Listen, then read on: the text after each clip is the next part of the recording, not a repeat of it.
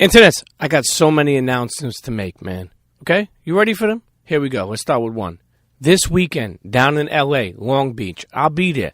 If you're from L.A., you're from Long Beach, you're from anywhere near there, come out and check out your boy, man. I'll be down in Complex Con with my Puma family, doing a bunch of activations with them, man. It's going to be crazy there, man. I'll tell you, there's so many brands, so many people going to be involved. So if you're from the L.A. side and you fuck with the show, come and say what's up to me, man. I'll be in L.A., okay? So that's one. Two, man, the live show, the next stop of the live show, November 15th, 6 to 9 p.m. in Philadelphia at the WeWork Northern Liberties location. Let me tell you something. It's going to be special. So many different people I'm bringing up from all walks of life. Sponsored by Grillo's Pickles, Jason Mark, and Suplex Philadelphia. I can't wait. I'm excited. RSVP link in my bio on IG, okay? You go there, man. RSVP, bring a friend. We're going to have sounds, food, conversation, network. Put it this way. It's a Premium Pete Show live show on steroids with networking. Come and fuck with the kid in real life. I think Dallas Penn is coming out, too. Listen, I also want to take this moment to send my blessings and prayers to my brother Reggie Osei, Combat Jack. I visited him a couple of times already, and, you know, is nobody stronger than him as far as beating this and really just inspiring other people while at the same time fighting cancer. So I definitely want to send my blessings and prayers. Combat cancer, hashtag combat cancer. Love you, Reg. And so, listen, this week on this episode, we have the one and only, okay? Never been on a podcast before, Mr. Geespin. Geespin's a bunch of things, man. Kid from Boston, a DJ. Yeah, he was on radio, an assistant program director for Power many years. And now over at UTA, doing a bunch of things. Just been in the music industry for so many years. Well-connected, well-respected. He's a real good dude. And we sit down with him and break down all these stories about, you know, what an assistant program director does and what goes on radio and some of the moments that were history for them, like The Breakfast Club and Angie Martinez and some other shows they thought of. Internets, I present to you the Geespin episode. Let's get to it. Cheer. Cheer, cheer.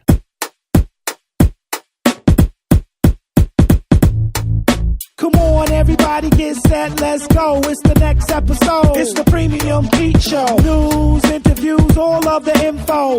Listen up, it's the Premium Pete Show. If you want the scoop in the low, down low, listen to the show, cause Milk said so. Fuck what you heard, better act like you know. It's the Premium Pete Internets, Show. welcome back to another episode of the Premium Pete Show.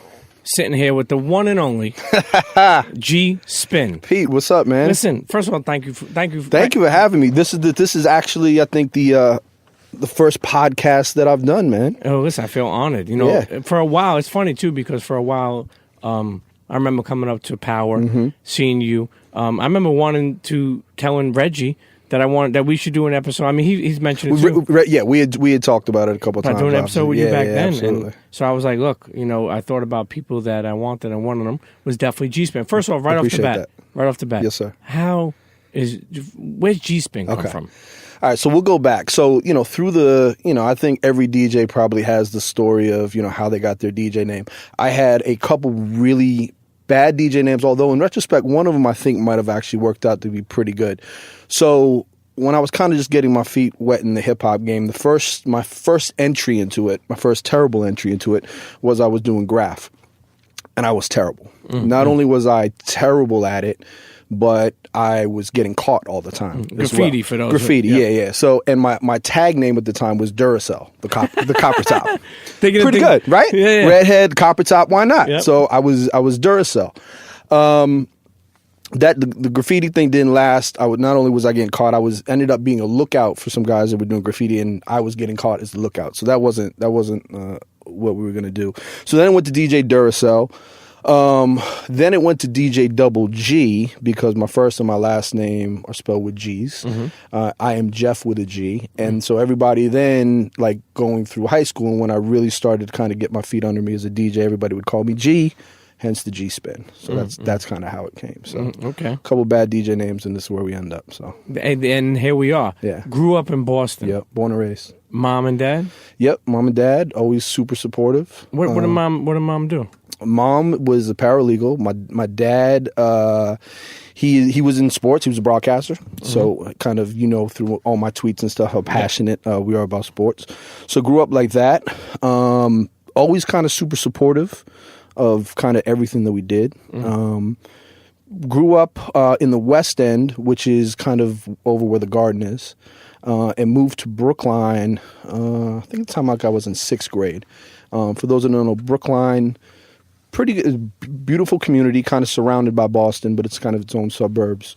And kind of, that was the growing up process. What would you, for people who, paint the picture of what Boston was like growing up for you? For me, I went in the early days. It was obviously a lot of sports and stuff for me. Once I went to a private school called BB&N, which was in Cambridge, and it was a good school. I did really well in school, probably up until 6th grade, and then I kind of started to fall off a little bit.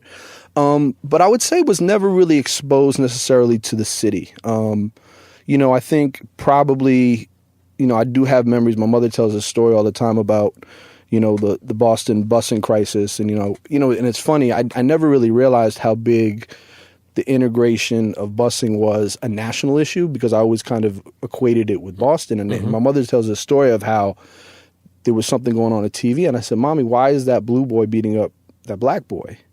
And she was like, what are you talking about? And I was talking about the color of their shirts. Sure. I didn't, you know what I'm saying? I didn't know any better. And my parents were never, we always had, for me, I always had friends of all types of colors. It wasn't, I wasn't living in Southie, and I wasn't living in Dorchester, and I wasn't living in East Boston or South Boston, where maybe it was a lot more prevalent.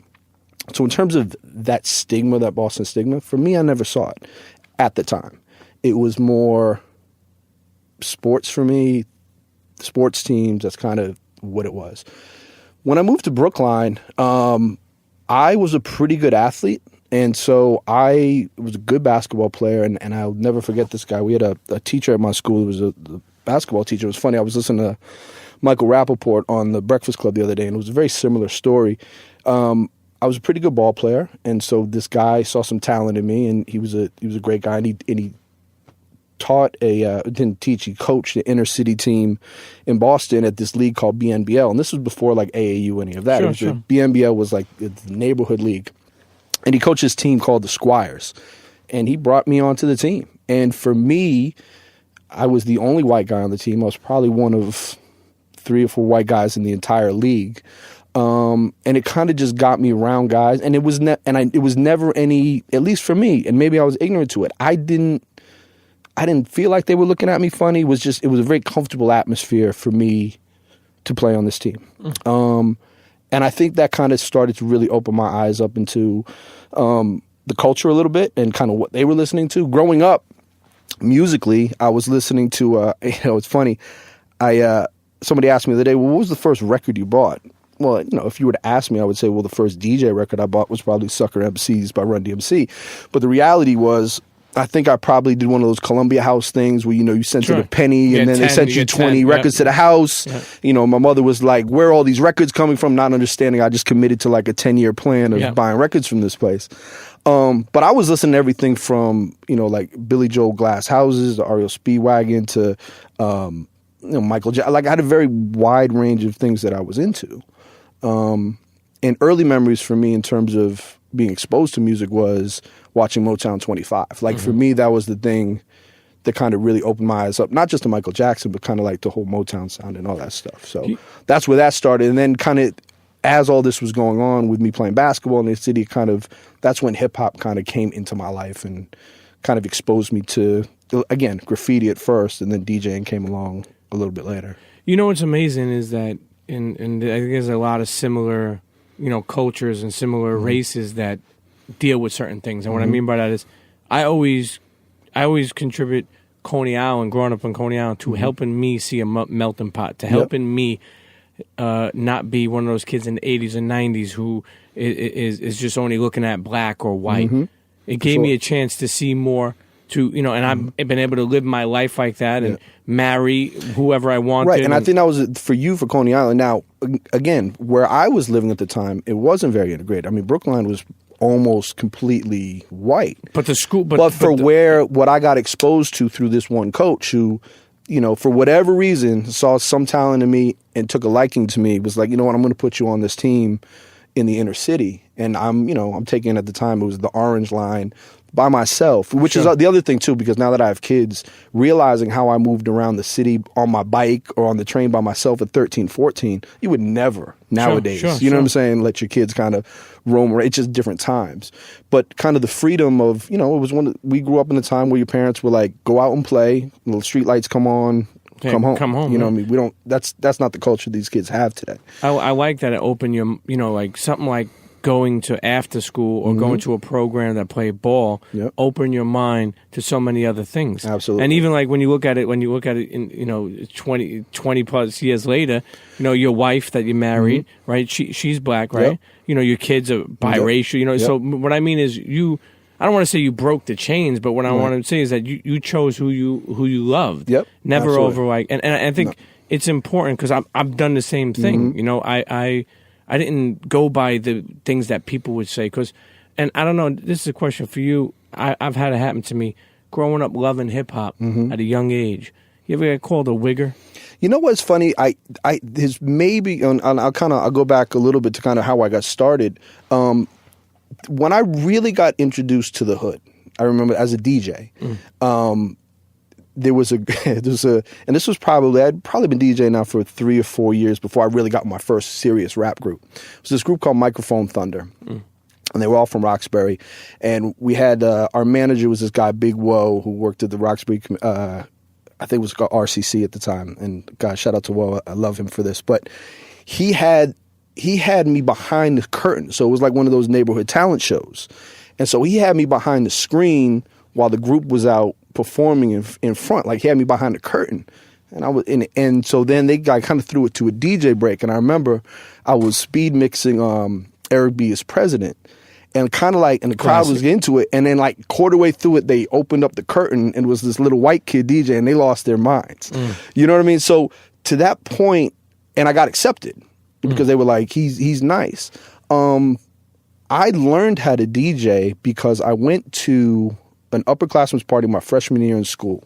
And it was this kid DJing, Ant Green, who was an amazing, still probably through all the DJs that I've looked up to throughout the years, I hold him in such high regards because he was so ahead of his time. He was like Mixmaster Ice, DJ Cheese, like these incredible battle DJs almost. And I knew his brother who was a little younger. And I went to the party and I saw him DJing and it just, whatever it was hit me. I was like, that's what I want to do.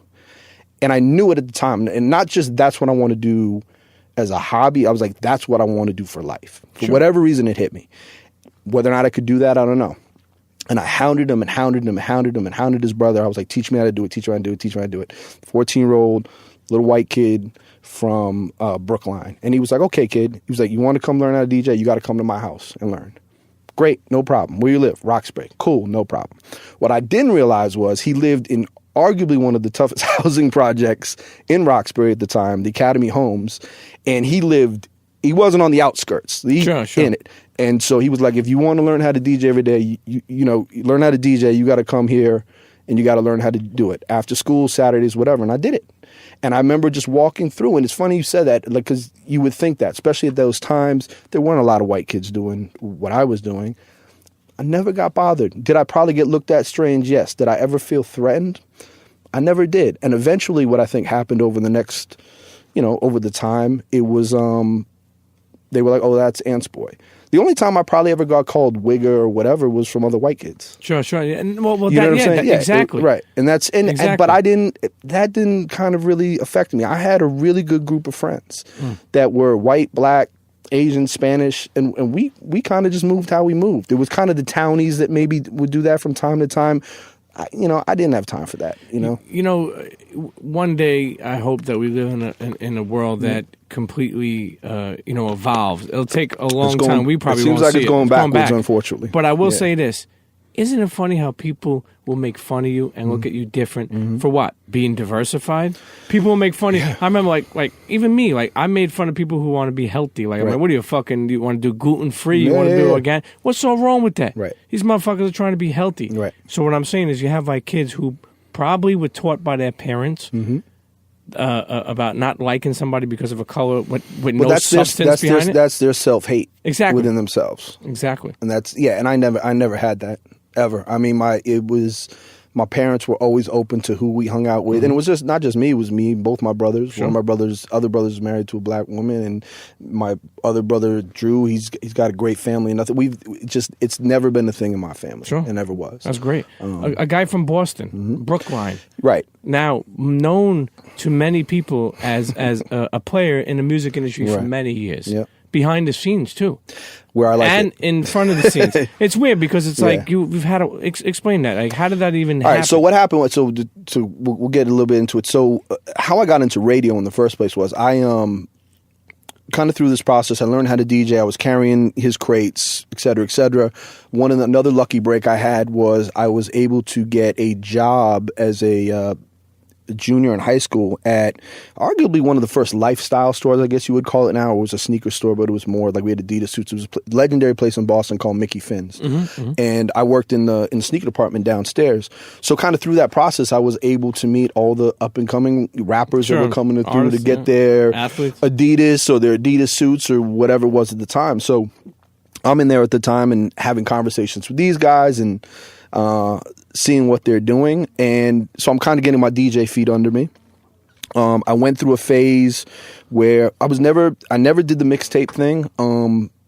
I tried for a little while, but for me, the passion wasn't in it that I think you really need to be into it. My passion was rocking parties and I liked seeing the crowd reaction. That was kind of why I got into it. And so then, you kind of go through the thing. So I did a year of school at the University of New Haven on a football scholarship. Learned really quickly I wasn't going to the NFL and that I didn't enjoy being hit. I played wide receiver. Okay, nice. And did not like getting hit, did not like getting up at 4:30 in the morning. But through that process, it's really when I got my DJ legs under me because I DJ'd all the parties there. I did, Yale parties, SCSU, New Haven. Dropped out of school, came back home, hit the club circuit, did well, got to a point where the money wasn't coming in like I needed to, and I almost, be honest, I wouldn't necessarily say quit, but I was pretty down on myself in terms of the progression that things were going. Had a couple, odd DJ jobs, through the process, and a friend of mine, Kareem Ali, was from Brooklyn, actually. He was a promoter in Boston. He's since passed. But he kind of lit the fire in me, man. He said, let's do this one club. And the club ended up becoming the spot called Cosmopolitan, which was arguably probably the biggest urban night that Boston maybe to this day has ever seen. Arguably. I mean, there's been some good nights, but it was one of them. And through that, there was a girl and a couple people that worked at the rhythmic station at the time called Jammin' 94.5, which is still there. And they frequented a lot. And, we had, Allen Iverson, Paul Pierce, and Antoine Walker used to always come. They were rookies at the time. And it was all the athletes, and it was, it was the spot. Fast forward, I got probably a phone call from somebody that worked there was reaching out and said, hey, would you be interested in doing a 1-hour mix show on, Saturday nights at like 2 a.m.? And I said no. Where was this on 94.5? This was on 94.5. And I had done like, a couple, like in Boston growing up, like 94.5 wasn't it. It was like they were still kind of playing NSYNC and Britney, and there was, some hip hop stuff, but they weren't it. We would listen to WILD, which is an AM station, 1090. It's where Stephen Hill was on there, and some legend, Elroy and some legendary. But they would go off the air at 6 o'clock, and then we'd have a 2-hour window until 88.9 kicked in, which is the college station WERS, and they had a show 88.9 at night, which was our hip hop station from 8 to 11. Great hip hop show. So why'd you turn down? I turned it down because for me, I was playing Biggie, I was playing Mobb Deep, I was playing Tribe Called Quest, I was playing Wu-Tang Clan. I wasn't playing the shit that they were playing. And I had this very successful night that was going on, and I just was like, I'm not doing that shit. I don't need to do it. So I went home. I told my girlfriend at the time, who's now my wife, that they had asked me to do it, and I said no.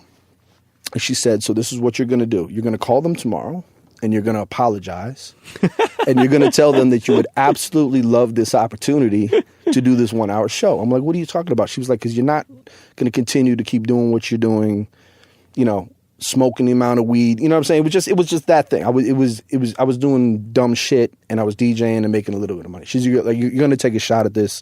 You're not going to be a pussy, and you're going to do it. So I did. And I remember leaving the club that Saturday night and listening to my recorded mix on the radio.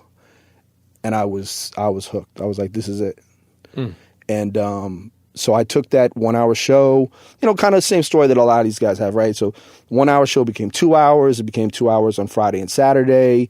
Then I had the opportunity, Clinton Sparks at the time was doing a show on the station on Sunday nights at 10 o'clock, or maybe it might have even been 11 o'clock at the time, called Lyrically Boston. And he ended up leaving to go to a new station that had just signed on. So the program director at the time was like, hey, do you want to do this Lyrically Boston show? I have a slot available. And I was like, yes, I would love to do that. I was like, but, and it was kind of ballsy of me now that I think about it at the time. I was like, would you be cool if I played more than just Boston records? And he was like, what do you mean? I was like, well, I'm from Boston, born and raised. I was like, I don't think there's that much good Boston stuff that we can fill up a half hour or an hour with. I was like, I'd rather mix it in with the new Jay-Z or the new Nas, and I think people would probably pay more attention to it. Sure. And he was like, yeah, you know what, go for it. And so for me, that was really the start.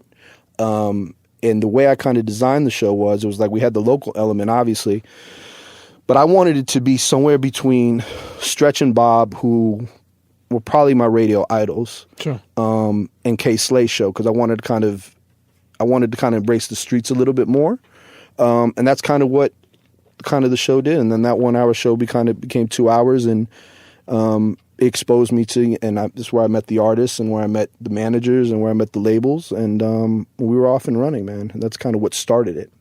And then from that point, then I ended up getting I did nights in Boston for 17 years.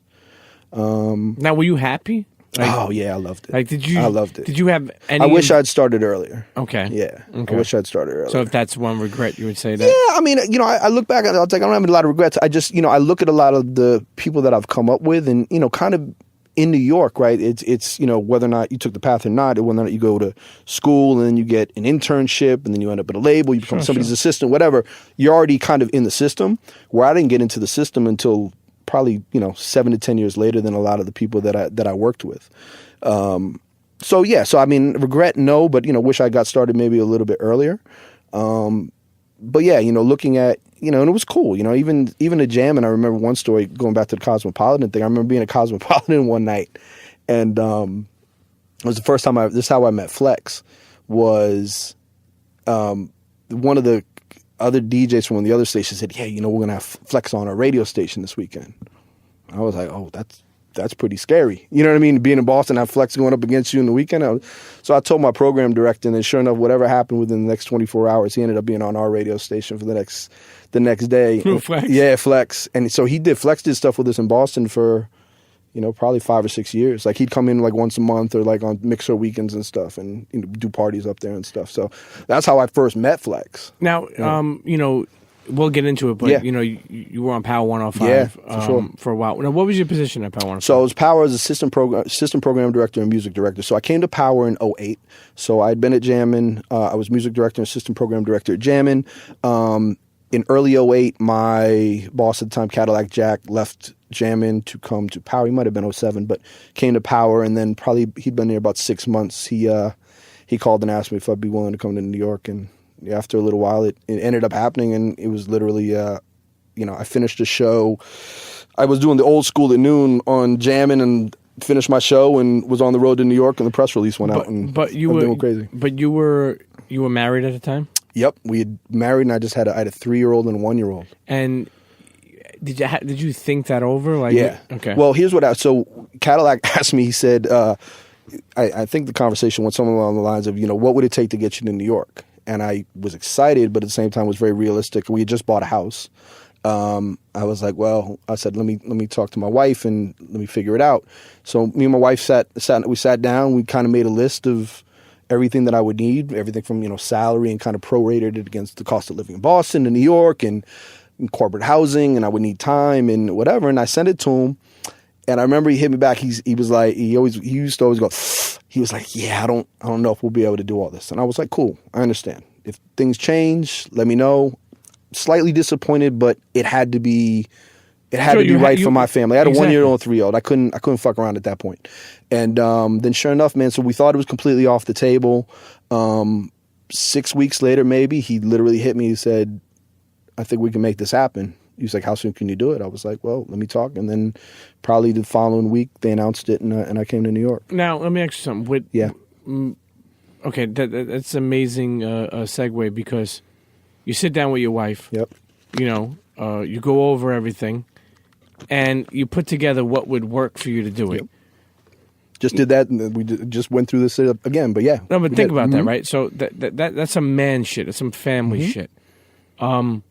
Did you put like making that deal? Did you put enough in there where you felt that you were happy with? Yes. Okay. So financially, it's twofold, right? Because there's the finance part of your life, right? And then for me, something that's always been important, it was important then, it's really been even more important over the past 5 to 7 years, is quality of life. Like, what's my quality of life going to look like? And I don't know what that price tag looks like. Is that worth $100,000? Is it worth $1 million? I don't know. And you never did this. Well, is this something this new? is the first time I'd ever done this. That's what I'm saying. So and I'll tell you, because it's so fun. I just had to talk with one of my assistants the other day about the process for me. Is that I made 2 columns. I made pros and I made cons. I know it sounds simple, but that's what we did. We made the pros. These are what's good about the new situation. This is what's bad about the new situation. We took a step back. We looked at it. The pros were more than the cons, and we came up with a plan. And, one of those plans was actually, I needed corporate housing for 6 months because we had just bought a house. We had to figure it. And this was in 2008. Market dead. Sure. Housing market crashes. Yeah. Our house isn't worth a quarter of what it was when we bought it for.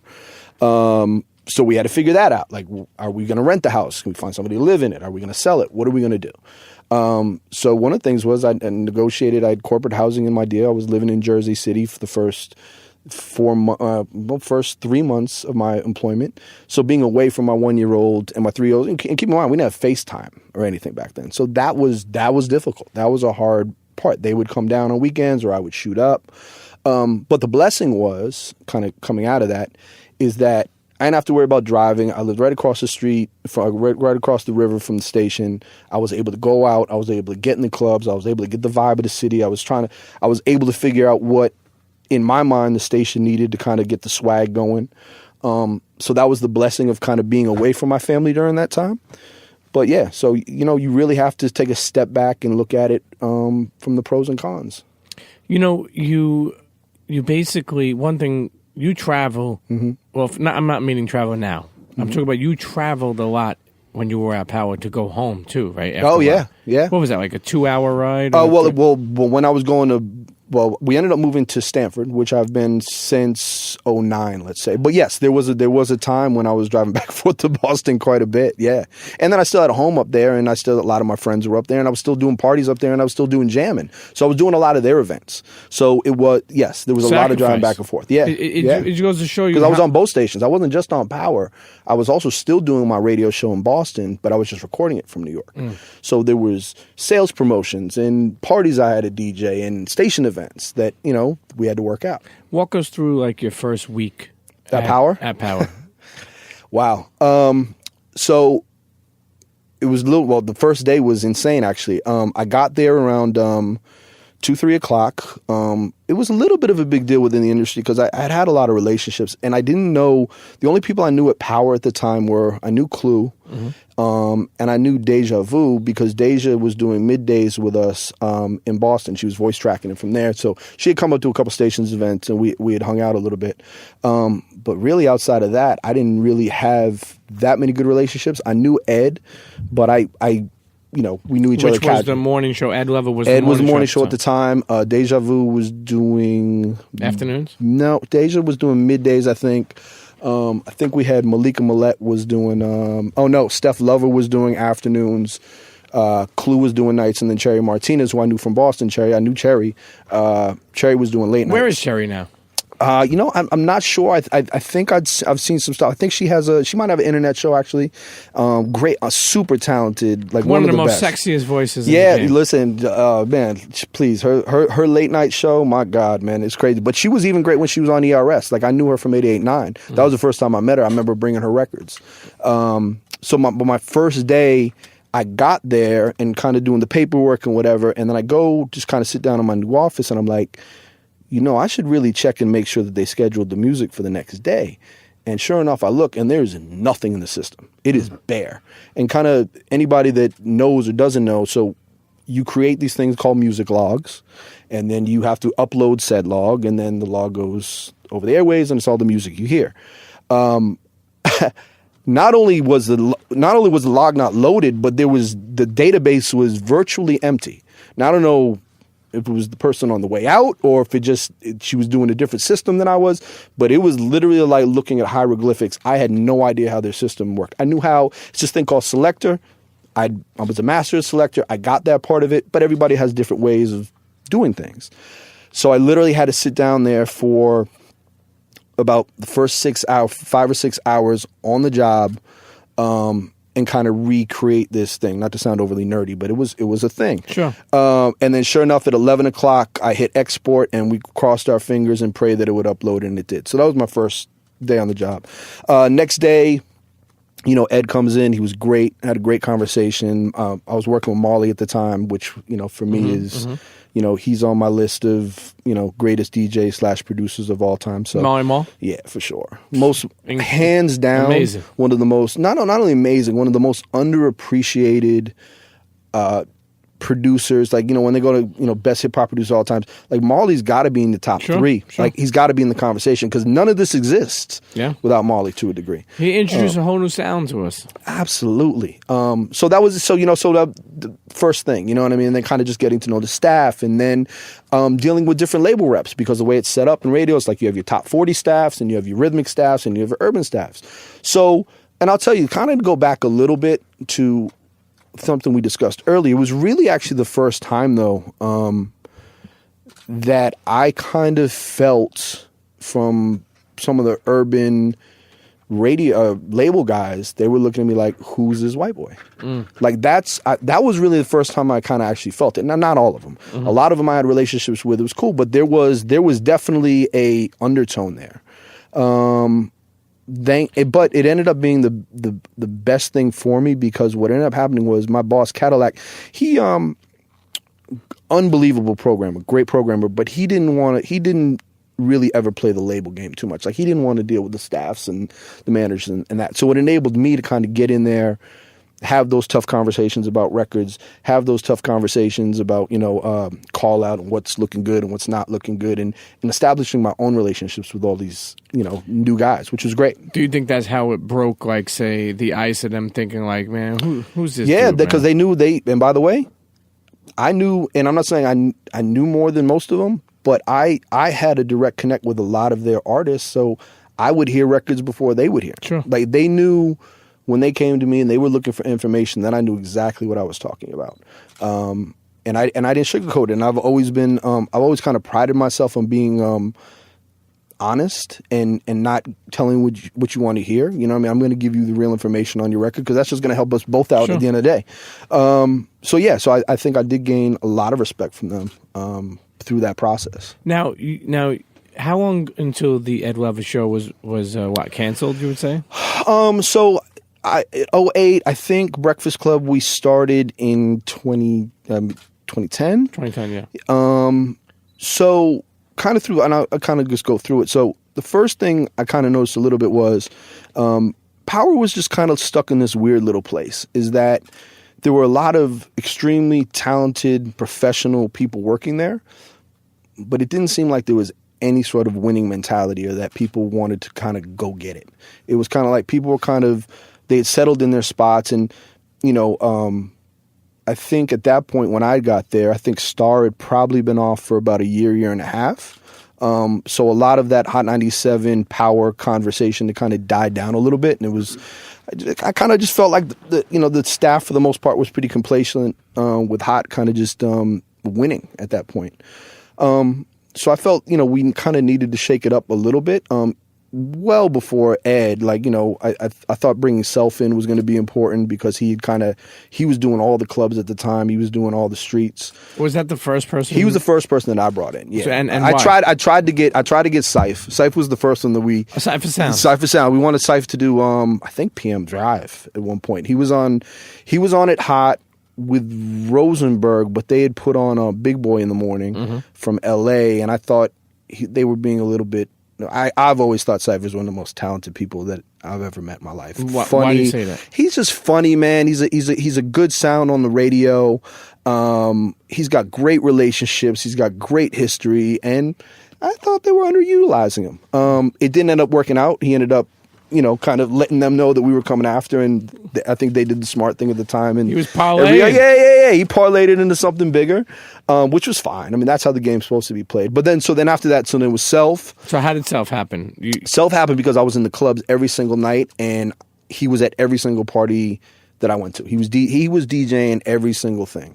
And I knew we had to have him, and he had a quick moment on Power that didn't work out, whatever, and I introduced him to our PD Cadillac, and he loved him. He was like, "Yeah, let's find a way to get him on the air." So when you were the assistant program director, Cadillac, didn't he leave after a while? He did. He left in 2014, I think, or 2013 to 2014, I think. And Thea Mitchell came in she was in DC. Did you actually want the program director? Yeah. spot? Oh, yeah, absolutely. Were you upset? Yeah, you know what? I was. Yeah, I mean, it was actually the second time that I had gone for it. So what happened was there had been a point where Cadillac was going back to Boston, and I had been up for the job and interviewed for it, and then Cadillac decided that he wasn't going to go to Boston; he was going to stay. So that was kind of my first kind of thing being in the system, like whether or not it's going to happen or not. So when Cadillac left, I didn't know what was going to happen. I talked to all the SVPs, and I interviewed, and it was kind of coming down, at least as far as I know, to me or one other programmer, and it ended up being Thea. And I knew Thea from being, because she worked at iHeart, but I didn't know her. So I was giving it a chance. I was like, well, let's see what happens. I've heard great things about her. I know she's a go-getter. And what I loved about her was that, and everybody had told me this, like, she fights for her team. Where Cadillac was a little bit more laid back, and I was doing all the fighting. I was being the bad guy more than often. And so when she came in, I was no longer the only one fighting that fight with the labels and things. And so she was actually the best thing programming-wise that ever happened to me at the station. Yeah, she was great, and the timing was phenomenal when she came in. So when you talk about bringing on somebody like DJ Self, did you want me to? I'll go back to the Ed thing if you want to talk about that. Yeah. So with Ed was, we tried to do a couple. The show was doing okay. It wasn't doing spectacular. We tried to put a couple other co-hosts on with him. I think we put Malika Millette in there, and then we had done. We brought Free in from 106 and Park. Free and him were co-hosting for a while. And I think, look, the show was fine. Like, I heard Ed on somebody's podcast saying that, the show was doing great. I would say it was doing fine. I don't think it was doing great. Well, what does that mean, great? What does that mean, fine? Well, I would say the show was probably, it was anywhere between 8 and 3. Was it top 3? No. Were there spurts? Would you get top 3? Yeah, for sure. But, for me, it was twofold. One, it was worth keeping Ed because what he meant to hip-hop and what he meant to New York City. There was no doubting that. And if we were going to make the change, it needed to be something that was completely fresh, completely new, and that was going to change the game. And so we went through, we talked about, again, pros and cons, right? So what are the pros in doing this? Well, we shake it up. We start fresh, we wipe the slate clean, we start from mornings up, and we try to kind of do a whole new thing. one of the morning, we discussed having meth and red on in the morning. That was a conversation. Really? Yeah. We talked about that. It never got to Did you ever reach out to them? Or? No, I never got to that point because, kind of through our feelers, it was like, are we really going to get meth and red up at 8 o'clock, at 4:30 every morning to come in to do a morning show, and whether or not that could have happened, I don't know. But that was something that we discussed. There was a lot of like little things like that, other morning shows in other markets we looked at. But, Envy actually had already been, Envy came over from Hot. So Envy we already had on the air at the time. He was doing PM Drive for us, and Envy was. So for a while, yeah. Power 105 had no morning show. No, after you got rid of. No, we brought them right in. Yeah, no, we and one thing I will say I wish we had done different in retrospect is that I wish we had kind of let Ed do a last show. There's kind of a couple ways of thinking about it in the radio world. Is one of them is kind of just pull the Band-Aid off and just get it over with, and then we ended up choosing that method. In retrospect, I wish we had gone about it another way. And when you say give Ed, to say goodbye or you know what I mean, like and again, I don't think any of us. Well, and I'm just going to speak for myself. Ed was going to be fine. You know what I'm saying? Like, it's not like Ed is going away and Ed is never going to do radio again. Ed is the reason I'm here. You know what I'm saying? Why do you say that? Because if you're in hip hop and you're in media, none of us are here without Ed Lover. Sure. It's not happening. You know what I'm saying? Like, he is somebody that was the hardest day ever for me in radio, hands down. And I wasn't even there when it happened because my fucking train got stuck on 125th Street that day. Thank God. And I literally am walking in the, well, yes and no. I mean, I felt like a pussy a little bit because as I'm walking in the building, he's coming off the elevator with the HR person. He couldn't have been nicer. He was like, I enjoyed my time working with you, and kept it moving. So yeah, I mean, I don't think any of us are here doing what we're doing if it's not for Ed and on TV Raps and what that meant. Sure, and everything he contributed. Of course. So that was a hard day. I felt like what we were putting together with the Breakfast Club had a shot. But did you? How did the Breakfast Club even come up? Like, meaning, like, yeah, we're jumping around. So the Breakfast Club came in twofold. So one of the first people that I wanted to hire early on was Angela. She was doing Serious Mornings on Shade 45. But why'd you want to hire her? Because I from the day that I heard her on the radio and saw how connected she was with the culture and how smart she was, I was like, she would be awesome on my radio station. She's a winner. She's connected. People like her, and she's good at what she does. So I wanted her to come over and do weekends. That didn't happen the first time around. I don't think the people at Shade 45 where it was at the time, I don't think was overly excited about her leaving. Well, not even necessarily leaving, but that was I get it. She was doing mornings. I mean that's a big deal over to leave for weekends. Absolutely. And I wasn't even asking her to leave to do. I just wanted to do both. But so we had talked, and then Charlemagne reached out to me. I think Joey IE put him in touch with me. He had just left Philly. Shout out to Joey IE. Shout out to my guy Joey. And I think Jay Grand was involved with it possibly as well. And so Charlemagne came and met me with his, and I was like, yeah, come, let's have lunch. Let's just talk. I mean, I don't have anything for you right now, but let's have a conversation. I knew he was. I knew the reputation. Sure. So I was like, yeah, man, why not? Shits and giggles. Let's have a meeting. So we went, we had sushi. It was me, him, and his manager, Kevin, Wendy's husband at the time. Kevin Hunter. And we had an amazing conversation. And he was smart, articulate. He was a radio nerd like I was. Like, he got it. And I left the meeting, and I went back to Cadillac. I was like, man, this Charlemagne guy is special. And what was his response? He was like, well, he's saying kind of the same thing. He was like, we don't have anything for him right now, but, just keep it in the back of our minds. What I did tell Cadillac, though, and what I did tell Charlemagne was, I was like, look, and Charlemagne hit me with a follow-up, nice to meet you, whatever, played it right. And I was like, listen, love to work with you. If that guy's your manager, probably won't happen. Got a bad vibe from the Kevin guy from the start. He was like, nope, I get it, cool. Timing-wise, probably 3 months later, we kind of made the decision that we had to do something in mornings to kind of just jumpstart the station. And it wasn't, by the way, it wasn't just mornings. We kind of had to start fresh a little bit across the board, and mornings being one of them. And so we kind of started figuring out what it was going to be. So Cadillac met with Angela. Charlemagne, right around the same time, had parted ways with Kevin. But one second, with Kevin, you know, Wendy Williams' husband, you know, why do you? I'm not trying to start anything, but why do you feel that he was, a bad vibe? Meaning because he does. I know he does probably control the Wendy Williams show, which is very successful. Yeah.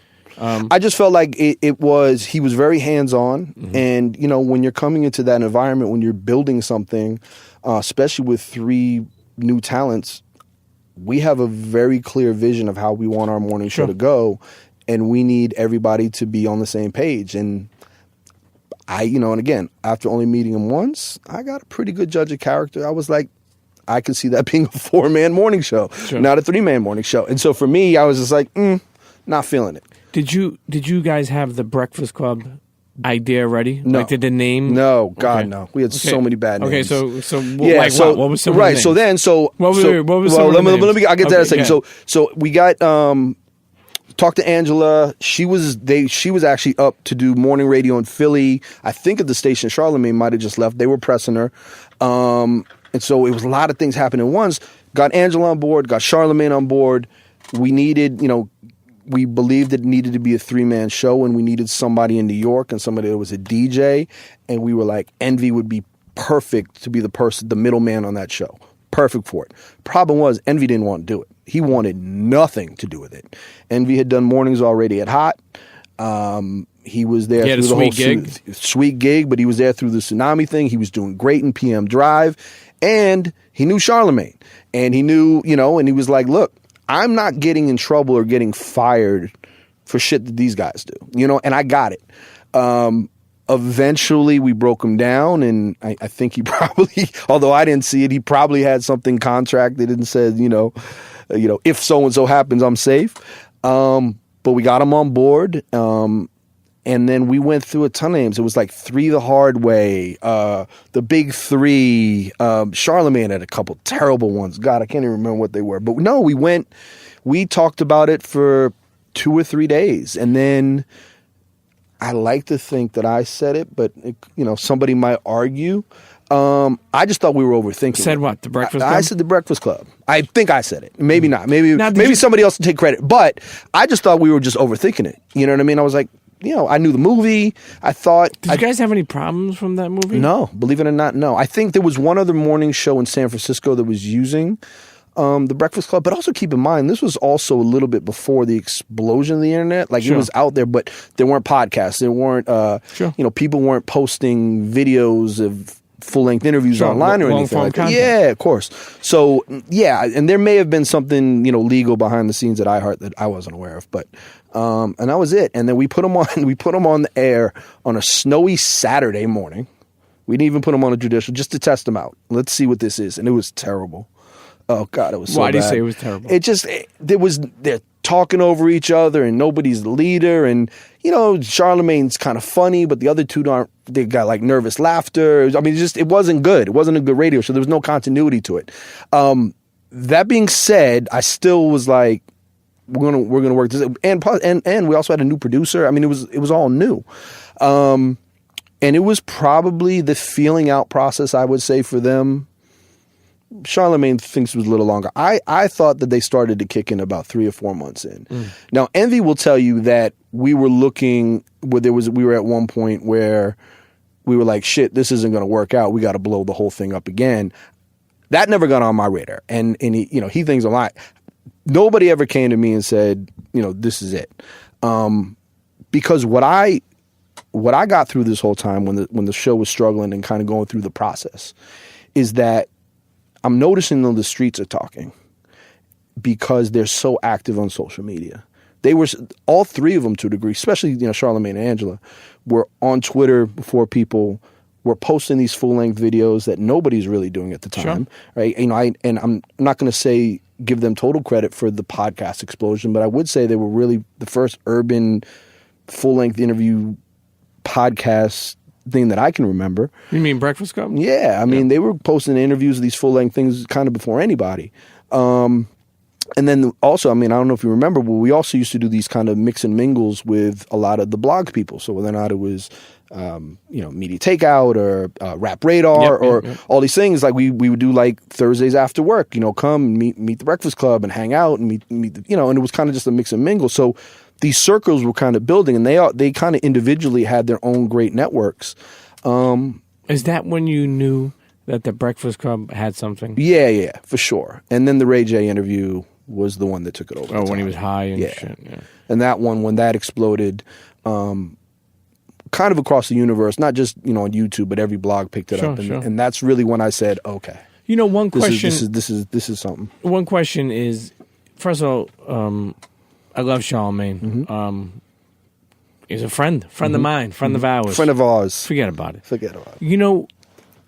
I think people, first of all, as an assistant program director, I always felt like, one thing I credit you guys, giving Charlemagne an opportunity to be himself. Had to. Was that ever a chance where you was worried he may say something crazy? Yeah, every day. But, did you tell him, like, let it fly and go work? We never told him not to. I mean, yes, were there times when probably we would have conversations and say, it could be everything along the lines of if they're delivering a story, or if he's reporting on a story, or if he has an opinion on a story. But, it could make sure you cite your sources. But one thing about Charlemagne is that I've never had to worry about. He's analytical in the way he's breaking you down, whether or not it's Donkey of the Day or whatever. He's not throwing an opinion out just because that's his opinion. He generally has some facts to back up his opinion. There's a real argument there. So I would tell you, man, and through the, 7 years or whatever that I worked with him, there might have been 2 or 3 times when it was like, I didn't really like that. Let's pull that back. You know what I mean? Like, it was very, very slim. Which, is amazing, especially given, what he is, and how he goes about his business. But here's the other thing too that I will say about them as a trio, that I don't think they get enough credit for. Even now being in whatever 70 markets or whatever they're a very smart morning show. Like, we hear about kind of the gossipy and the drama, but I think they're 3 extremely smart people in that room. Envy went to Hampton University, is arguably top 3, top 5 greatest mixtape DJs of all time, right? Mm-hmm. Well-spoken, has done his work in New York City. Angela, Wesleyan University, a writer, manager, super relationships, queen of of media hip hop in my mind. And then Charlemagne, who I think blows everybody away when you really sit down and have a full conversation with him and realize like how smart he is. And by the way, I think New York's spoiled in that sense, and I don't think people realize that because. And I have no problem saying it. I think the morning show at Hot 97 is very smart too. You got 3 extremely smart individuals over there as well. So you mean like Ebro? Yeah, Ebro and Rosenberg and Laura. I mean, I tried to hire her at one point. Really? For what? Absolutely. I wanted to do weekends as well. When I couldn't get Angela, I was like, maybe I can get Laura. But I think she had gone to the Sirius. No, she was doing that, but I think she went to the other pop station for a little while before CBS station. So you didn't feed into like that radio beef, like meaning like so. And this goes back to saying, did you stay cool with Flex all this time? No. Well, yes and no. All right. So go back to Flex a little bit. So Flex, when he was doing the things in Boston I was talking about earlier, he actually lit the fire under me because this is when the DJ crews were really taking off, and he was organizing the Big Dog Pit Bulls, and Enough had the heavy hitters, whatever. And so I was the DJ in Boston at the time. I'm feeling good. I'm like, I'm going to be a Big Dog Pit Bull. Nope. He hired the other DJ at my station. And I was a little heartbroken. I was like, shit. Like Cypher and Khaled and these guys I have relationships. Like, I'm not a Big Dog. And I told him this story. And I was like, but it added the fire. Like, my motivation at that point was on 100. I was like, okay, I'm not going to be a Big Dog Pit Bull. Great. And it was funny because Slay at the time was doing his street sweeper. So I became a street sweeper. Like, fuck that. But so Flex, when I first got the night job in Boston, he sent me a long text on the T-Mobile, whatever, congratulations, your life's about to change. It was super cool. When I got to New York, he didn't address me at all. was actually strangely quiet for a while. And I was like, okay, this is about to heat up. Then he started taking little shots at self on the air. And then he was starting to poke me a little bit. He said something along the lines of, I'm going to have you back on 95 in a bus. It was a kid from Boston. He would never say my name. We talked about this. And then we took a party from him. It was a Jamie Foxx, right when Blame It had come out. And Jamie was smoking hot. I remember we did a party at M2 that I know that he wanted. And I think that was it. And it was right around this time because it was around Halloween because I was back home in Boston trick-or-treating with the kids. And I got back home and my phone was going crazy. And they're like, yo, Flex is killing you on the radio right now. I'm like, what do you mean? They were like, yo, he's going in. I think Akon was there at the time who I had a really good relationship with. And Flex, finally, he was just, heard you were DJing at Jamie Foxx party. It was like, I think it was me and Clue. And he was like, in your gingerbread suit, just doing it the way Flex can, right?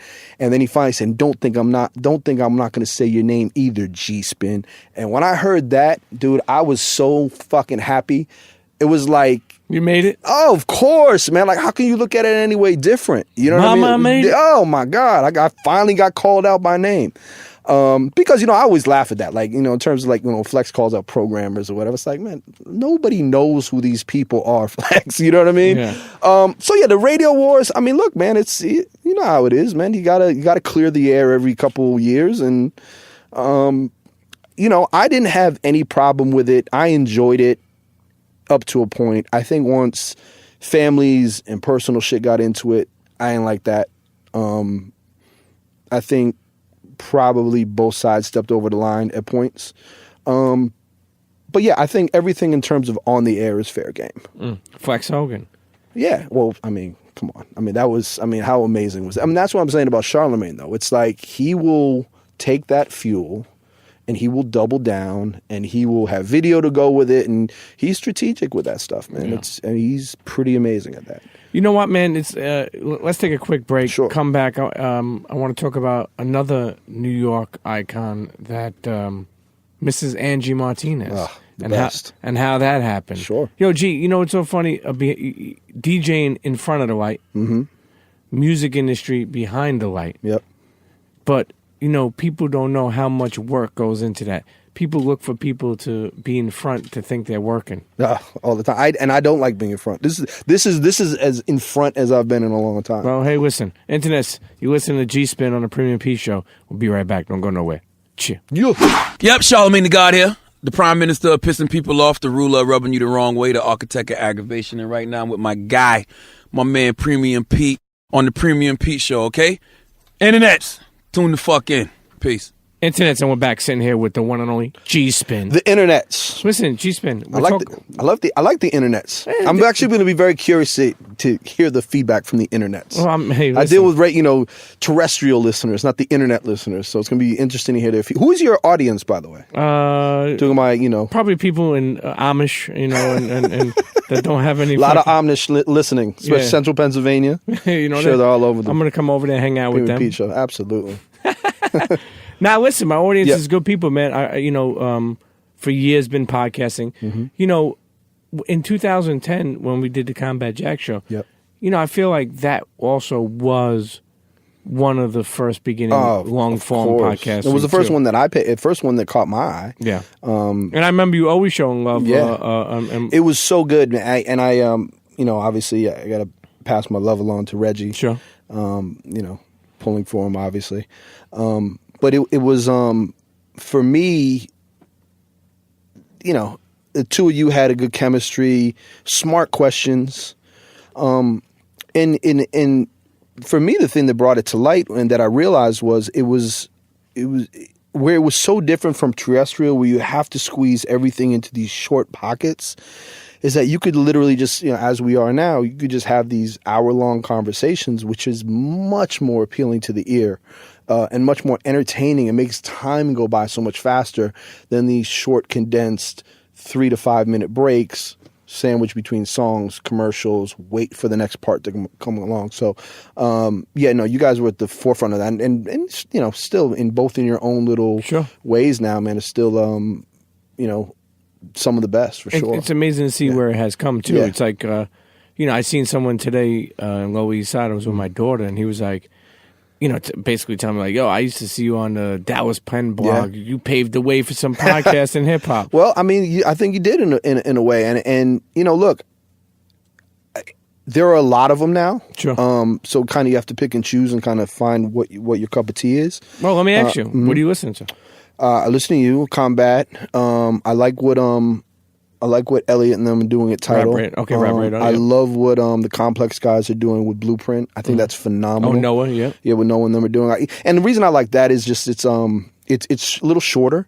And it's kind of dealing with a lot of people. Feels like me a little bit in the sense. It's a little bit more of the behind the scenes people, which I find interesting. Sure.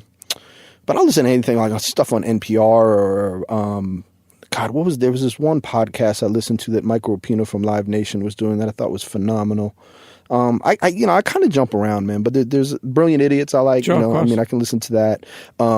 Bill Simmons podcast I like. Fresh. Boston guy. So I jump around, man. It could be anything. When you think about the Breakfast Club, before we went to break, we talk about the Breakfast Club, how it came together and everything. I'll tell you, how long does a business, for people who don't know, how long does a business give a morning show to make it? I mean, some would argue that, there's some companies that have given morning shows too long and then some that haven't given them long enough. I don't know if there's really an answer to it. I think that, part of it's economics, right? So, I mean, if you have a morning show that isn't performing well and advertisers aren't paying money, well, that's a reason not to have them on. I always kind of said to them that, even kind of what we were talking about when they were kind of just learning and getting their feet under them and there was things going on the internet and they were, social media heavy. I just told them, I said, keep working with the sales team, like do appearances, do everything that they ask you to do, because as long as you're still making the company money, you're okay. You know what I mean? If they can, if you see Angela, I mean, she's on so many different, sponsorships and stuff. If she, as long as you keep making the company money, man, they'll keep you around. Once that stops, then you got some problems. One of the most legendary things I think was the Queen, Angie Martinez, leaving Hot 97, and coming to Power 105. That was a special moment. Now you orchestrated that. No, I did not. Okay, so there you go. Thank you for telling me that. I would love to take all the credit for it, but the reality is I can actually own a very little piece of it. We do these things at radio stations called, studies or perceptuals, and, we test personalities within our own station and within other stations. And of course, you would imagine you test Angie Martinez in New York. Guess who's always going to be pretty much number one? So there had always been talks. I mean, since I'd been there the first day, like, is Angie accessible? Can we get Angie over here? Is it possible? And the answer kind of was no, no, no, no, no. One thing I kind of loved about, and I love about Thea is that, she doesn't play from that mentality, as neither do I, is that, let's at least give it a shot. Let's ask the question. So the only credit that I can really take from that situation is that Angie and I were very friendly. We had a lot of mutual friends. There was a mutual friend of mine after one of these tests that I asked. I said, hey, do me a favor. Just ask Angie what her contract situation is. If she gives you an answer, cool. If not, I get it. I don't want to put you in a weird situation, but if you get around to it, ask her, whatever. I guess he did ask her. I hear nothing else. Radio silence. And timing-wise, I might get this a little screwy, but let's just say summer of that year. Thea calls me into her office, sits me down, and says, so just want to let you know, looks like we're going to get Angie. To my first response was, Angie who? She was like, Angie. I was like, get the fuck out of here. Like, did not believe her. Thought she was playing a joke on me. Because, number one, how? Number two, you hear everything in this industry. Like, nothing goes that quiet, ever. The other thing I love about Thea is she is a vault. One of the most trustworthy. Talk about the program director. She's a vault. That shit went nowhere. Hardest secret I've ever kept in my life. Truth, I didn't even tell my wife. I didn't tell anybody because I knew that one couldn't get out. And she was like, yep, we're close. She's coming over to the, they had been working behind the scenes. Angie, they'd been meeting at hotel rooms and, back. I mean, they had been, just the two of them working this whole amazing thing. And then it finally happened. And, again, nobody knew. And I remember I came in, and it was really important, obviously, for Angie that she go about it the right way on her end. Respectable. Absolutely. And again, it kind of through that process, man, it's why I brought up the thing about Ed earlier. I kind of wish in retrospect we'd done that process a little different. But, Angie, had to tell the people that she had to tell first. And she did. And then she, and Thea and I, we were sitting in our office, like literally waiting for the green light because we had to handle some business on our end as well. And got the text, it's done, da-da-da. And so Thea told me to go in and get the Breakfast Club. So the Breakfast Club, at the time, the day they were doing a J-Lo interview. J-Lo, I think, was running a couple minutes late, so we had a little bit of a window. And I brought them in and sat them down, and Thea told them. And you thought my reaction was great. None of them believed it. Like to a point where Thea got like even a little bit like irritated, like, look, motherfuckers, like, no, I'm serious. And then it was just like, you thought a bomb went off in the studio. Because we knew what it meant.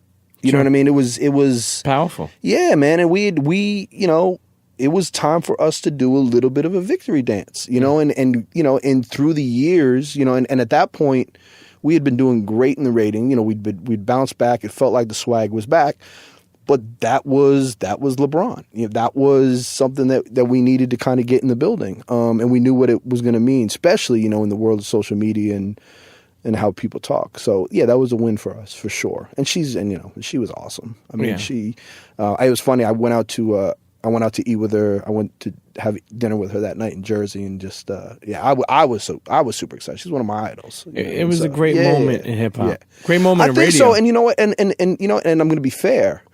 I thought Hot handled it actually extremely well. That's I remember I listened that day on the radio to Hot, and I was like, man, how would I didn't know how I would handle it. And I thought they handled it professionally. I think even in, look, and I guess one could say, well, what else were they going to do? It's not like you're going to go out and start slandering or whatever. She's not that kind of person. She doesn't deserve that. But I thought even the way they handled kind of the whole thing kind of helped their process, to be honest. Because it would be the equivalent of Charlemagne leaving and going, sure, or whatever, or Flex leaving or whatever. And just keep in mind too, these conversations happen all the time. You know what I'm saying? That's why when you asked me about the whole beef thing with Hot and Power, it's like, yeah, it was real, but don't think that, and unless you really just jump out the window and completely play yourself, don't think the conversations aren't being had all the time between parties at the stations on the on-air side, programming side, or whatever. There's only but so many places to go get jobs. Sure. So unless you really just jump out the window and kill yourself, you need to maintain some sort of, middle ground. Because what are your choices? You know what I mean? Especially if you want to stay in New York. We spoke about, you said that, possibly you thought about having Red and Meth as a morning show. Yeah. Who were some people that you tried to go after that didn't happen? Not only for morning show, for anything while you were in Flex. Flex? Yeah.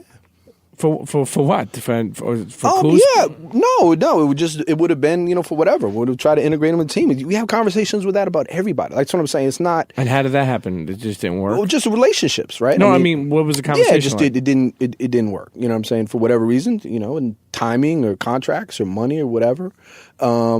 But I mean, the same way, Hot, would talk to me or whoever. It's just what I'm just saying is it's not a one person thing.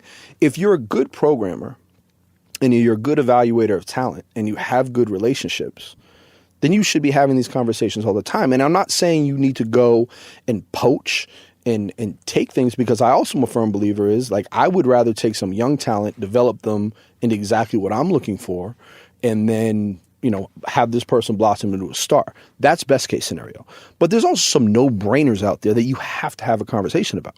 When people will say, well, aren't you afraid that Hot's coming after Charlotte? I would expect them to. Like that, they should be. You know what I'm Ebro, saying? Like I sat down with Ebro right, before, and he said that they were trying to do something for Charlemagne and Ebro or whatever on the morning by the way, show. I know nothing about it, but I would imagine, why wouldn't they? Why wouldn't they? You know, Rosenberg. You know, if I'm WFAN, guess what? I want to see if I can get Rosenberg on the Fan because he's really good on ESPN.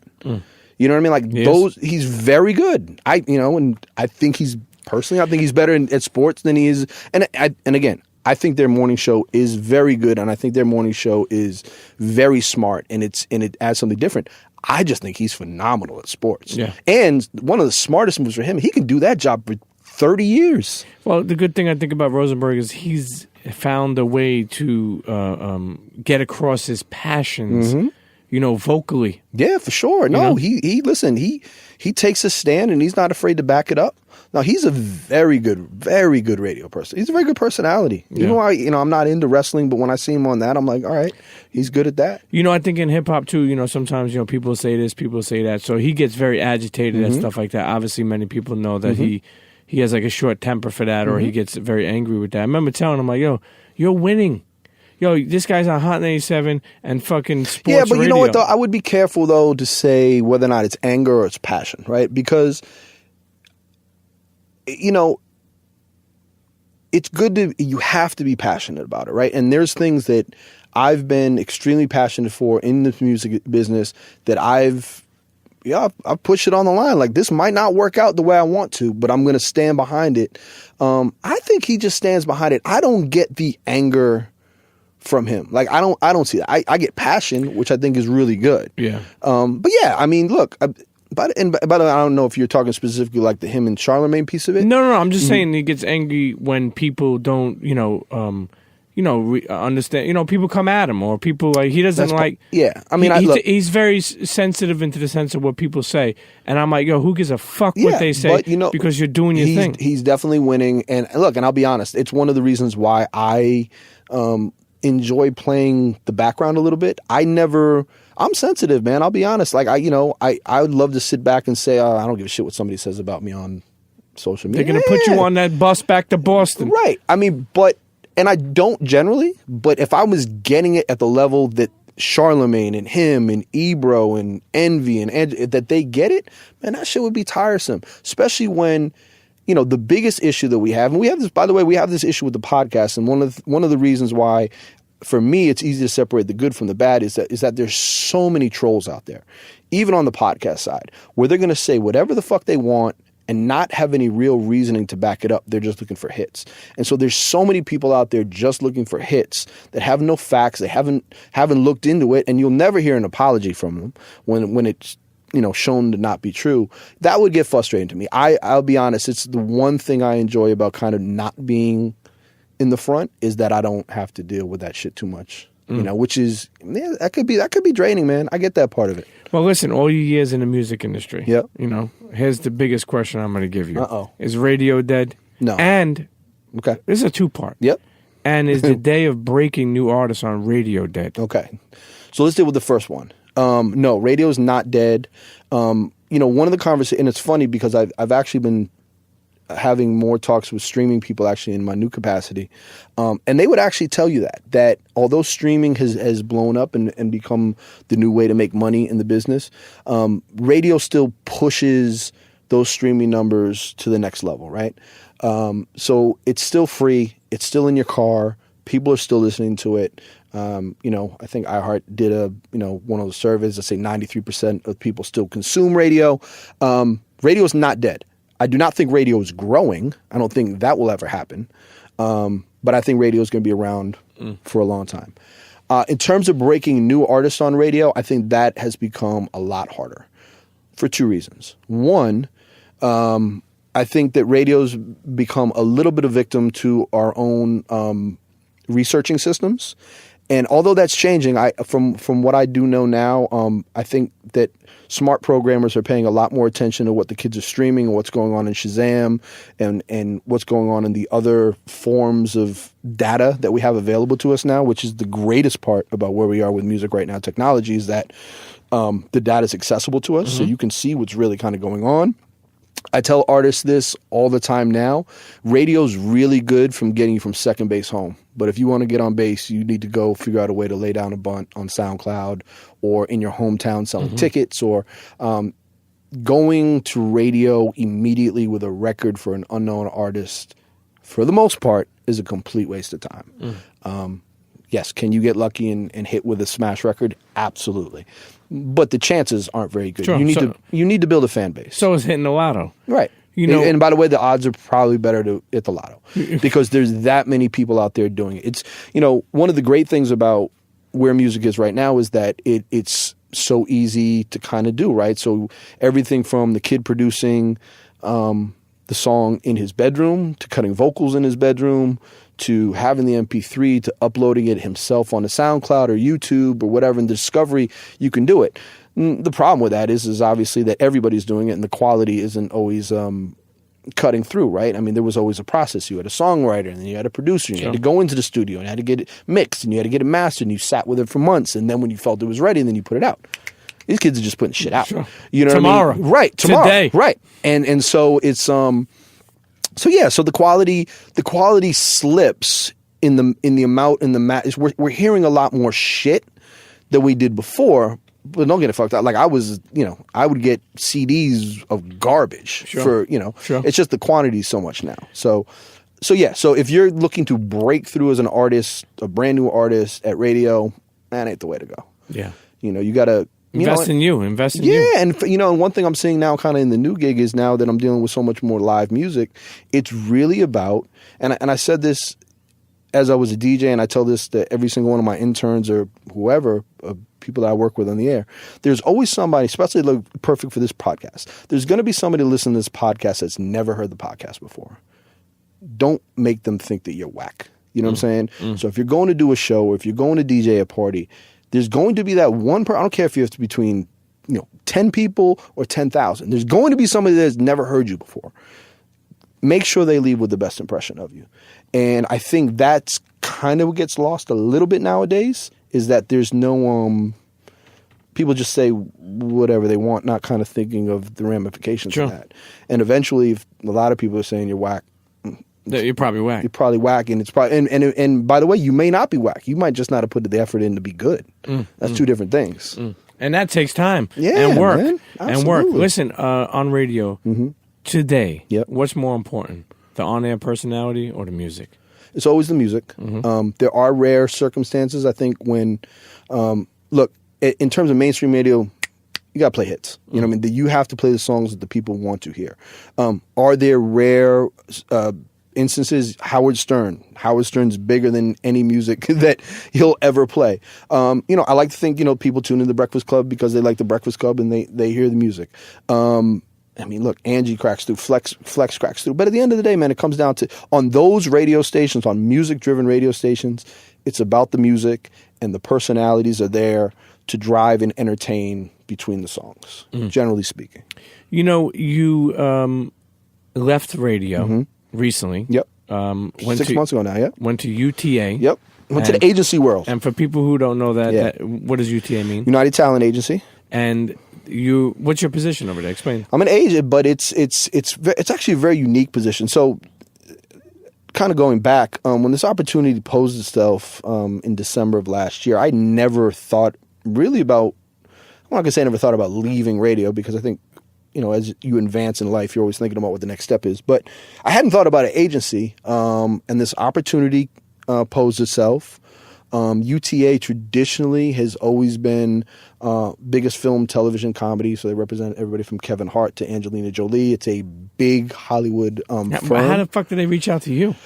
The CEO, he had they're developing their music department, and they were trying to look for kind of some unique ways to kind of grow it in not in the traditional agent sense, where you're just going out and you have said artists and you can put said artists on the road and do tours and festivals or whatever. They were kind of looking at the bigger picture, what I really loved in terms of the agency world, and kind of what does that mean now? It involves live shows. It involves having relationships with radio. It involves having relationships with artists, relationships with the record labels. Digital. Huge. I'd done a lot of digital, been working a lot of digital stuff with the iHeart people. So I was well versed in that. I'd always looked at numbers a little bit differently. System that we use is called media base, which shows the amount of spins and stuff. Well, people would look at spins. I'd be like, spins are cool, but I always looked at audience. Like there's always different ways of looking at things. And I kind of always looked outside the box. So, got back, CEO Jeremy Zimmer, we had a phone conversation. I went out there. I was blown away with what they were doing. And it just felt right. And I liked the people there. And for me, timing, look, I could have stayed at, I feel like I hope I could have stayed at iHeart for 20 years and been extremely happy.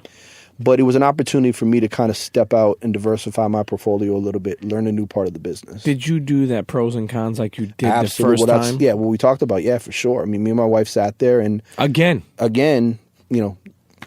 18 years later. And we were obviously at a different point in our lives now. If this opportunity had come across 5 years ago, I'm not sure I would have taken it because there is a little bit more travel involved, and my kids were younger, but my girls are now 11 and 13, and I'm lucky if they come out of their rooms to say hi to me when I get home. And listen, and technology is so advanced, right? You got FaceTime, so good FaceTime conversation goes a long way.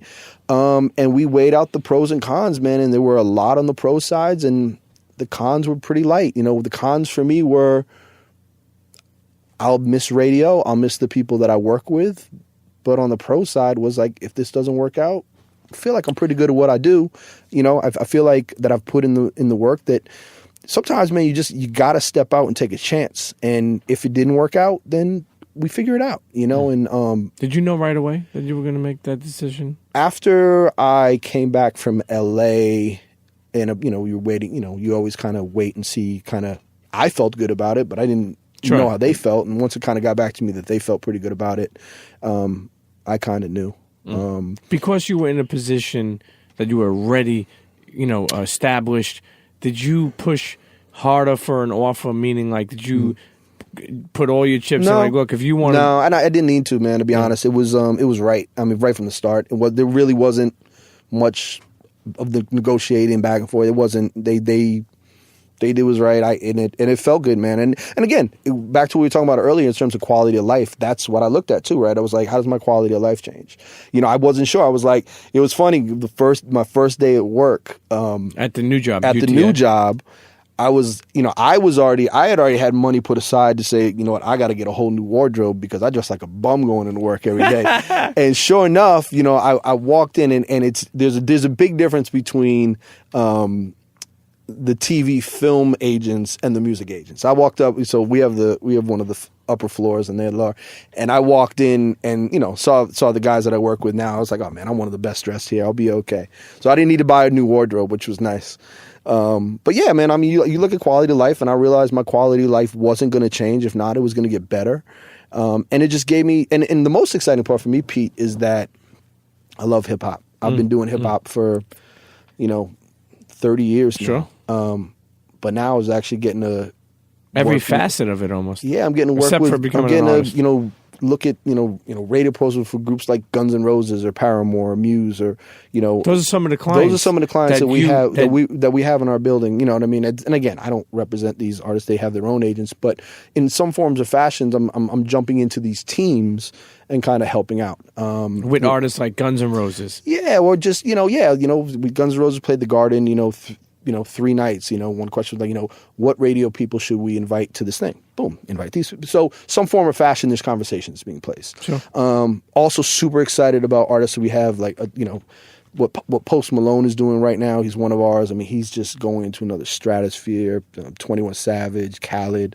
Yeah, it's exciting, man. It's like, I love the fact that I'm getting to work kind of with all different genres. Man, I was in Nashville, man. I went to the Grand Ole Opry last Friday. Really? Which was culture shock to me, but it was so cool to be in this place. And by the way, which I didn't understand history-wise, it's the oldest running radio show, music radio show. It's been going on since the 1920s. Wow. You know what I mean? So it's the longest running music broadcast, I think is what it is. So. Are any of your agent tactics like Ari Gold? Mine, I probably got some that I just haven't, dug into yet. Now, I mean, I'm not a yeller and screamer. I would say that some of the label people would tell you different. I mean, for me, I develop them. We got a couple Arias in our building. I don't really need to be Ari as much. I've been able to play good cop. I haven't been able to play bad cop too much so far. But I'm sure that will change as time goes on. Man, let me tell you something. The journey of Geespin, I feel like it's still untapped. There's so much that you've been... I like to think so, man. Yeah. Well, of course it is, because with this new position, being able to walk into different rooms and different cities and states and and different genres. Exciting for me to be able to kind of be involved in all different types of music, and even more so, man, working with different people in different aspects of the industry, right? So being in kind of the radio DJ world so long, right, you really work mostly with promotion teams at labels, right? So they're promoting the records to you, they're pushing records on you. Sometimes A&R, because you need to kind of see what's going on. But now it's really having more conversations with a lot more of the A&Rs, but managers, lawyers, all the people that represent these clients that we'd like to bring over to represent. You know what I mean? So it's not just dealing with different genres, but it's dealing with different aspects of the music business. And man, and I will tell you this: the coolest thing for me so far is, well, not completely coolest, but it's to realize, I've kind of been in this radio space for so long, is that how smart a lot of the people working around me are. It's refreshing, because like I'll just kind of sit there, be quiet, and I'll kind of just take it all in like a sponge and just listen, because I always feel like that's always the best way to learn, right? It's like you can ask questions, and that's good. You want to be proactive, you want to know what's going on, but sometimes if you just shut up and listen, shut up and listen. I tell my kids that just shut up and listen. There you go. You will learn so much just by being quiet and just figuring it out. You know what I mean? And I love that. That's where my energy is right now. Young kid listening to this episode wants to break into the music industry, or right now is in the music industry, or at a radio station. But wanting more. What's your advice to them? Well, part of it is shut up and listen. I mean, that's important. But I think you have to be cautiously aggressive, is what I like to say, right? You need to let the person, your direct superior, whatever the chain of command is in whatever you're doing, know that you can do more without overly pressing or overly stepping that line, right? It's a very thin line. You want to show the person and the people around you that you're willing to do more and do extra and stay in and put in that work, but without being a pest about it, saying, I want to do more. Because, by the way, there's some people that, by the way, I was like this. I always wanted to do things myself, and I wasn't very good at delegating. There's some people out there that aren't very good at delegating responsibilities, right? So you kind of have to feel that out a little bit. So I would say that if you are in doing a college radio show and you want to get into, have those conversations, shoot an email. Say, hey, do you mind if I ask you a couple questions? And then if you realize the person doesn't really want to answer a couple of questions, figure out a new approach. Cautiously aggressive is the way I think you should always kind of do it. And I like that tactic. Yeah, it makes sense, right? It's like if you're overly aggressive, you're going to be a turnoff. If you're not aggressive at all, you're going to get nowhere. Find good balance. Man. And that kind of goes, I think in everything, man. There's people that you can push, and then there's people that you can't. And and again, it's the same with me. Like and what I love seeing is, and I've seen so many of them, especially over the past couple of years, the interns that I've had that have been able to figure that out, that will come to my office, see I was busy, and evaluate the situation and come back another time, but not just be in there nonstop when I'm doing something. Sure. You know what I mean? So it's and those are the people that are now executive assistants at major labels, or doing A&R, or have moved on to have their own radio shows, their own program directors. Like, that's what I like to see. And sometimes you got to figure it out. And there's not necessarily a blueprint to all of this. Listen, on Twitter at Geespin. Yes, GEESPIN. Same Instagram. Same on the gram as well. Listen, last question for you.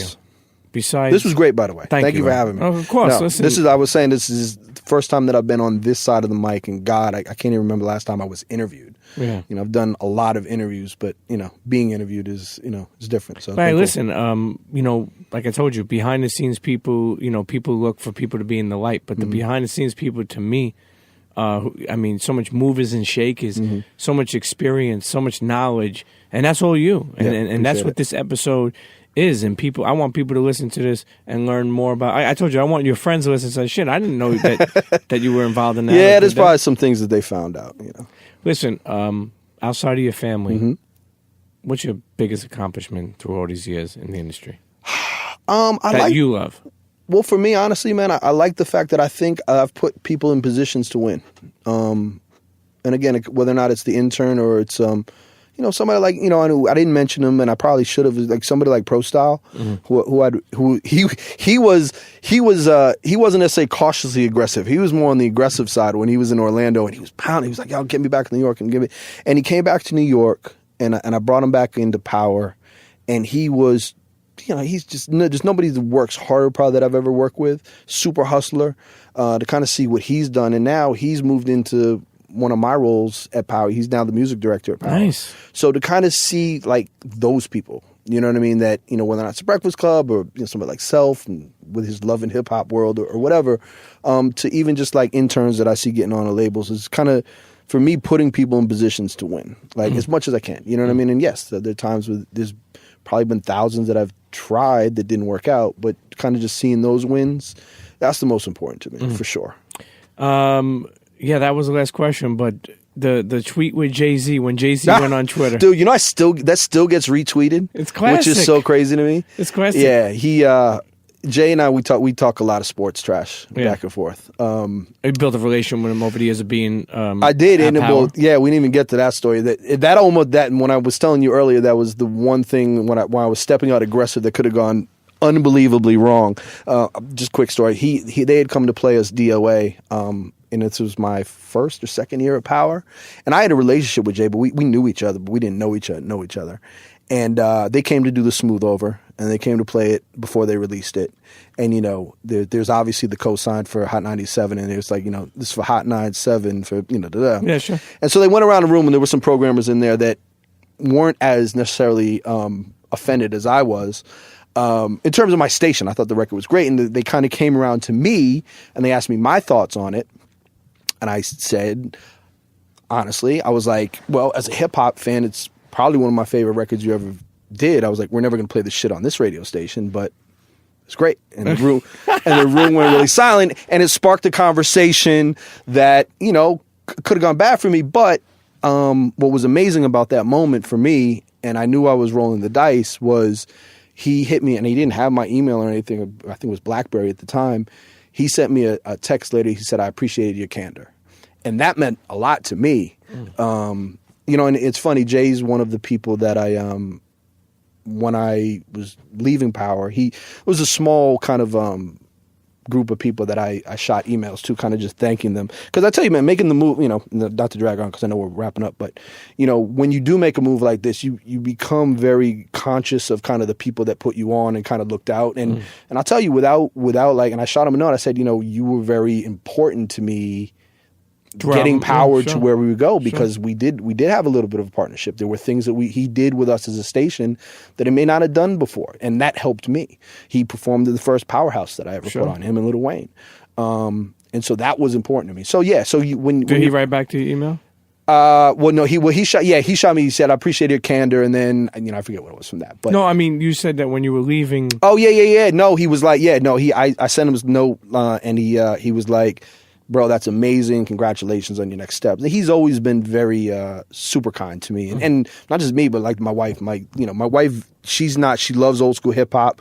There's very few shows that she cares about that she will ever go to. But when Jay's always in town, it's like she needs to see Jay. Beyonce, of course. I mean, there's a couple, but Jay's the one, and he's always been very kind to my family as well. So Geespin. Yeah, exactly. So the tweet it was crazy. So I just, he was on Twitter, man. So I was like, yo, let me talk some shit about his Cowboys because they were so pathetic at the time. Yeah. And that's when he said, Blues with Giants fan. I broke the mold. I broke the mold. Yeah, I love that. It's pretty funny. Listen, G, I wish you all the best. Thank you, brother. Thank you for just all the years. Like, the thing is, like I said, again, I want to continue to keep on harping on it, but behind the scenes, people make this world go around. Yep. Make this culture stay alive, and it's important. People like you too, man. Like, you got to keep doing these stories, man, because these are the ones that I find to be interesting. You know what I mean? It's the rappers and the singers and all that. They get their moments, but it's the movers and shakers and the kind of people that do the stuff behind the scenes. Exactly. Yeah. Exactly. I could sit here for another 30 minutes to talk about how Boston pizza is not that good. Okay. I agree, by the way. Okay, thank you. But by the way, I also think New York pizza is slightly overrated. Well, depends where you're Slightly going. overrated. Depends who's bringing you around. Right. That's true. You know what? But Philly pizza. I'm a Philly guy. Philly pizza's good. Let's stick to the cheesesteaks over right. there. All right. Internets, listen. Geespin. Cheer. Yeah. Internets, if you loved what you just heard, do me a favor, please. Go over to iTunes, subscribe, rate. If you mess with SoundCloud, follow us, or Spotify, whatever it is, make sure you subscribe, rate, and leave a comment. It helps us. It helps us look clean in these streets, man. I need your help. Okay, you got all these gems. You're getting all this inspiration. You know, I pour my heart out on these fucking episodes, and I try to bring to you people from all walks of life, whether that be entrepreneurs, athletes, artists, and really go over the journey. No fuck shit, no drama, just real life shit. So if you fuck with the Premium Pete Show, please head on over to iTunes, subscribe, press that subscribe button, rate, and leave a comment. I don't care if you say, like, yo, Pete, I love the show, or if you say, Pete, go fuck yourself. It's all right. Sometimes it has to be like that. But make sure you go to iTunes, SoundCloud, Spotify, TuneIn, wherever you get your podcast and listen to your podcast. Subscribe, rate, and leave a comment. Okay? I appreciate y'all, and we'll see you next episode. Cheers.